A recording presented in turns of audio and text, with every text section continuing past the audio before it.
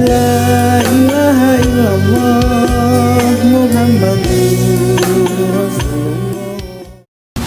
Saya tuh kalau ngaji Rebo itu ribuan, nggak mulai orang jelas, nggak jelas, setengah jelas, yang wali, setengah bulat, setengah buron, ada semua. Sampai ada yang setengah buron pernah ketemu polisi yang ngaji. Saya ini mau nangkap kamu malah ketemu di sini jadi. Jadi sudah lah Pak, atas nama hormat Gus Pak, nangkapnya nanti aja, karena ketemunya pas ngaji. Bismillahirrahmanirrahim.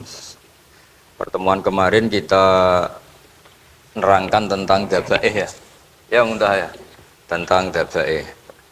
2 kali saya pertemuan ngisi fikih di sini tentang hewan yang boleh disembelih terus ukurannya hidup itu kayak apa. Kemarin kita cerita hayatun mustaqirrah sama hayatun singwiru mustaqir. Tapi kali ini saya akan cerita ilmu sosial ya.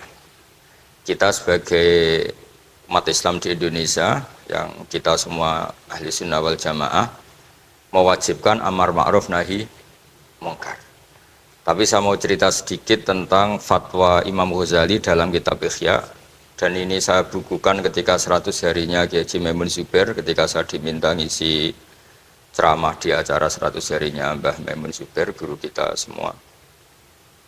Di antaranya adalah ketika melihat maksiat itu apa seharusnya kita membenci pelakunya atau malah justru menunjukkan simpatik dengan harapan bisa dibina.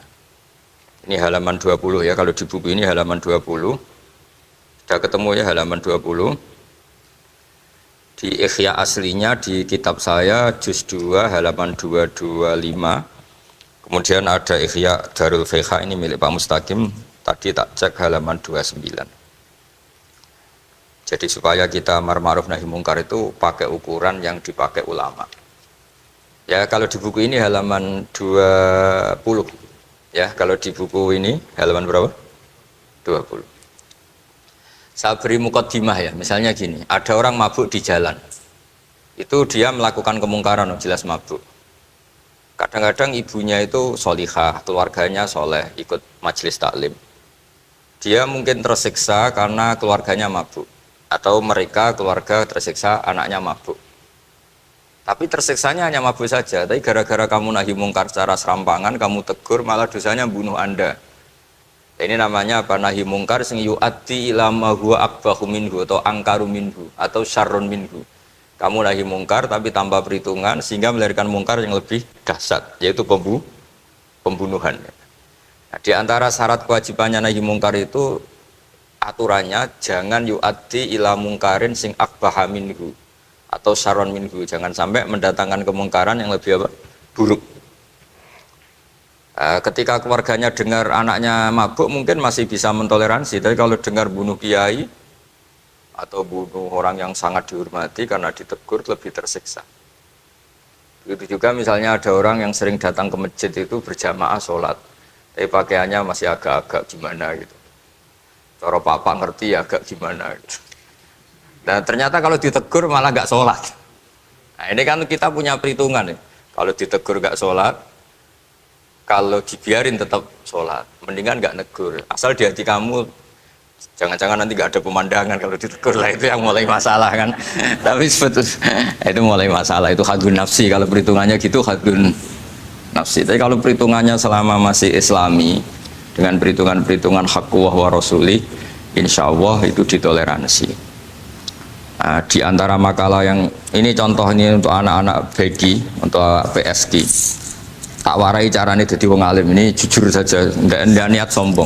Saya itu kalau punya makalah itu sampai begini. Ini itu satu makalah sebelum dicetak itu berupa buku ini. Ini begini modelnya. Jadi referensi yang sama tak tulis dari berbagai kitab yang berbeda. Dulu ketika Syekhina Kiai Haji Maimun Zubair masih sugeng, tiap ketemu itu dicek. Itu dari kitab apa. Jadi selain referensi secara mudawana, Al-Kutubul Mudawana, juga dikonfirmasi berkali-kali. Misalnya gini, orang sekarang itu nggak siap dakwai orang yang ahli maksiat. Dulu itu zaman Nabi dakwah itu malah nggak sekedar maksiat, masih kafir yang didakwai. Pertama Quran turun tidak ada qul ya ayyuhan nahdiyun, qul ya ayyuhal muhammadiyun, yang ada malah qul ya ayyuhal kafirun, karena yang didakwai orang kafir. Jadi Kalau kamu nyari dakwah yang sudah orang steril, sudah soleh semua, itu orang Jawa nguyai segoro, sekaruan soleh kok bu. Jadi memang tantangannya dakwah itu ke objek yang kita nggak siap. Nggak siapnya mungkin kita beda agama, mungkin beda kultur, beda kesolehan tuh. Ya, jadi ini tak baca beberapa makalahnya orang dulu. Ketika melihat saudara kita, teman kita atau tetangga kita melakukan maksiat atau sedang maksiat. Tak baca Arabnya dulu, mungkin sebagian nanti itu mungkin biar barokah. Ini teks aslinya Imam Ghazali. Wa turuqus salafi qad ikhtalafat fi izharil bughdi ma ahlil ma'asi. Semua orang salaf berbeda-beda dalam memperlihatkan ketidaksukaan ma ahlil ma'asi. Tentu kita semua tidak suka perzinaan, nggak suka mabuk-mabukan, nggak suka togel, nggak suka judi. Terus fa'in kulta, ini yang mulai dialog gitu ya. Fa'in kulta itu andaikan ada satu pertanyaan, yaitu yang mulai halaman 20. Fa'aqallu darajati fi izharil bughdi al-hajru wal i'radu wa qat'ur rifqi wal i'anah. Fahal yajibu dzalika hatta ya'siyal abdu bitarkih. Fa'aqulu la yadkhulu dzalika fi dhahiril ilmi tahta taklif wal ijab. Fa innana alamu annal ladzina syaribul khamra wa ta'atau al fawahisha fi zamani Rasulillah sallallahu alaihi wasallam as-sahabah maka yuhjaruna bil kulliyah. Dulu zaman Nabi juga banyak orang-orang yang masih mabuk, masih melakukan hal-hal yang buruk. Tapi mereka yang sedang maksiat atau baru berstatus fasik itu maka yuhjaruna bil kulliyah. Tidak begitu ditinggalkan saja atau asingkan begitu saja. Balkanu mungqasimina fihim ila man yakhdhidul qawla alaih. Sebagian sahabat kalau melihat orang yang mabuk, yang enggak benar, keras. Wa yuzhirul bughdalah, memperlihatkan tidak sukanya. Wa ila man yuridu anhu wa la yata'arradu anhu. Ini milik orang Jawa, ya tidak benci, ya tidak suka, pokoknya terus pasif. Semua corong Jawa gak melok-melok. Itu